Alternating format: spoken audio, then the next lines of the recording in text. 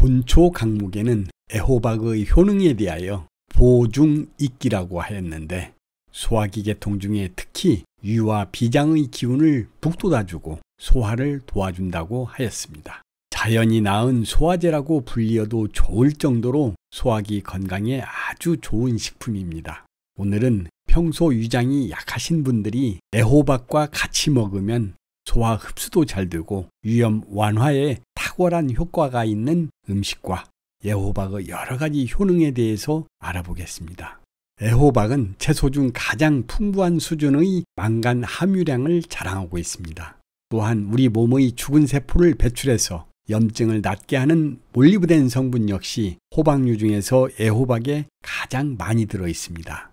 애호박의 비타민 A와 비타민 E 역시 손상된 위점막을 회복시켜주는 역할을 하므로 위염에 아주 좋은데요. 이렇게 위염에 좋은 애호박과 같이 먹으면 더욱 위를 보호하고 치료하는 데 좋은 식품이 있습니다. 바로 콩나물입니다. 동의보감에는 콩나물이 위에 쌓인 열을 식혀주고 위를 보호한다고 기록되어 있으며 콩나물의 아르기닌 성분은 염증을 억제하고 위 점막을 보호하는 효과가 있습니다. 서로 궁합도 좋기 때문에 볶음이나 무침으로 먹거나 국으로 끓여서 드신다면 위염에 탁월한 효과가 있을 것입니다. 지금부터 애호박의 효능에 대해서 알아보겠습니다. 첫 번째, 소화에 도움을 줍니다.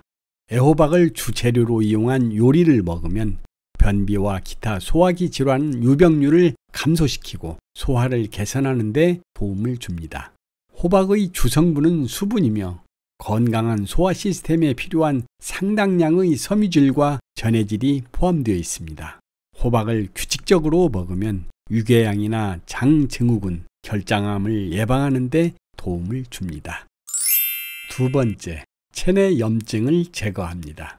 호박 중에서도 체내 염증 제거에 도움이 되는 몰리브덴 함량은 단호박이나 늙은 호박에 비해 애호박이 가장 많이 함유하고 있습니다. 세 번째, 심혈관 건강에 도움을 줍니다. 애호박에서 주목해야 할 또 다른 효능은 바로 심혈관 건강에 도움이 된다는 것입니다. 애호박엔 혈관 손상을 억제하는 항산화 성분인 카로티노이드가 풍부하게 들어있고 또한 철분과 비타민 C가 풍부해 심혈관 건강에 도움이 됩니다. 네 번째, 고혈압 예방에 좋습니다. 애호박에는 고혈압을 예방하는 칼륨 성분이 많습니다. 애호박은 여름철 강인한 생명력을 자랑하는 대표적인 채소인데요. 당질, 베타카로틴, 비타민 등 몸에 좋은 다양한 영양 성분이 들어 있습니다. 특히 칼륨 성분은 나트륨을 몸 밖으로 배출하기 때문에 고혈압 예방에도 도움이 되는 식재료입니다. 애호박의 효능은 이 외에도 체중 감량, 피부 미용, 항암작용 등 다양한 좋은 효능들이 있습니다. 오늘은 애호박과 콩나물을 같이 먹었을 때 나타나는 효과와 애호박의 효능들에 대해서 알아봤습니다.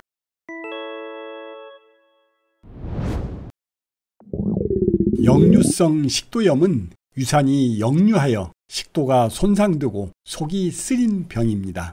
식도는 입에서 섭취한 음식물을 위까지 전달하는 통로로 길이는 성인은 약 25cm 정도, 지름은 2cm 미만입니다. 위와 식도 사이에는 식도관략근이라는 근육이 있어서 평상시에 닫혀 있다가 음식을 삼킬 때와 트림을 할 때에만 열립니다. 이 근육 덕에 유산이 식도로 넘어오지 못하는 것인데요. 바로 이 근육이 느슨해져서 위의 내용물과 유산이 역류하는 것이죠. 보통 역류성 식도염이 생기면 유산 중화제나 유산 분비 억제제를 처방받게 됩니다. 그런데 이 약들은 증상을 호전시키는 데 도움을 줄 뿐 근본적인 문제를 해결해 주지는 못합니다. 그래서 약을 먹으면 증상이 호전됐다가 약을 끊으면 다시 재발하곤 하지요. 오늘은 역류성 식도염을 고치는 생활습관 8가지를 알려드리겠습니다. 첫 번째, 복부 압박 피하기. 복부에 압력이 가해지면 위산이 역류할 수 있기 때문에 일상생활 중 몸을 숙이는 행동, 윗몸 일으키기와 같이 복부에 힘이 많이 들어가는 운동, 복대나 코르셋의 착용은 피하는 것이 좋습니다.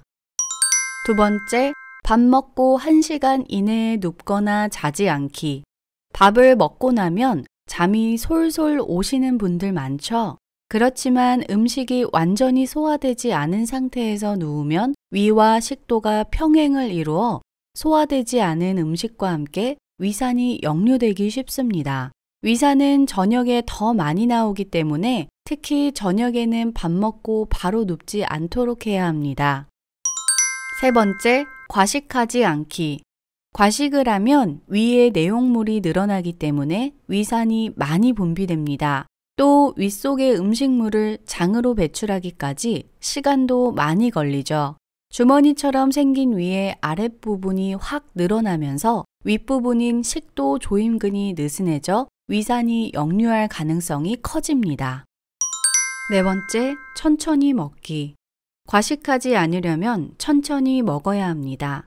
우리가 포만감을 느끼는 데에는 시간이 걸리기 때문에 빨리 먹으면 과식하기 십상입니다. 또 음식을 많이 씹을수록 침이 많이 섞여서 소화를 돕고 위장 관련된 각종 질병도 예방해주죠. 다섯 번째, 야식 피하기. 야식을 먹으면 지금까지 이야기한 모든 항목에 해당하기 쉽습니다. 보통 야식으로 자극적이고 기름진 음식을 먹는 경우가 많기 때문이죠. 야식으로 치킨에 맥주나 콜라를 먹고 담배를 피운 뒤 바로 누워 잔다. 역류성 식도염을 부르는 지름길이 되는 겁니다. 여섯 번째, 역류성 식도염의 나쁜 음식 피하기. 역류성 식도염을 앓고 있다면 뭘 먹으면 좋을지보다 뭘 먹지 말아야 할지를 고민해야 합니다. 커피, 녹차, 코코아, 초콜릿 등 카페인이 든 음식은 식도 조임근을 느슨하게 만들기 때문에 먹지 않는 것이 좋습니다.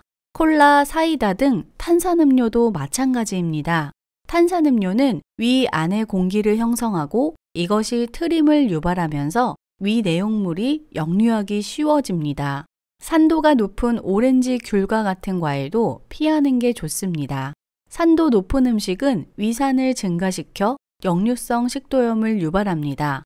동물성 지방이 많은 기름진 음식도 식도 조임근을 느슨하게 만들 뿐 아니라 위산 분비를 자극하고 위장에 오랜 시간 머물기 때문에 역류할 가능성이 높아집니다. 일곱 번째, 술, 담배 하지 않기.